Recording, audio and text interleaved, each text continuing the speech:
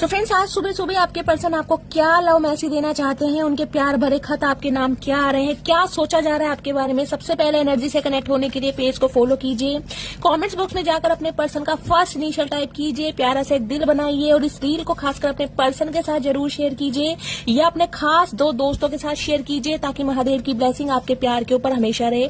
Let's see आपके person आपको क्या दिल के पैगाम भेज रहे हैं। आई सी अ फ्यूचर विद यू, कोई डिसीजन बनाया है गाइज। अगर कहीं ना कहीं नो कॉन्टेक्ट सिचुएशन था तो कॉन्टेक्ट मुझे होता दिखाई दे रहा है। ये इंसान की चुप्पी कहीं ना कहीं टूटने वाली है। I am in so much pain, बहुत ज्यादा पेन में है, दर्द में है, तकलीफ में है। कहीं ना कहीं नो कॉन्टेक्ट सिचुएशन में आपकी कमी महसूस होने लगी। I am coming soon my love guys. Definitely ये इंसान बहुत जल्दी आपकी तरफ आ रहे हैं। इस रीडिंग को हर हर महादेव के साथ क्लेम कीजिए। आई डू लव यू, क्योंकि प्यार करते हैं, बहुत समय हो गया, बहुत छुपाया लेकिन अब नहीं छुपाया जा रहा है।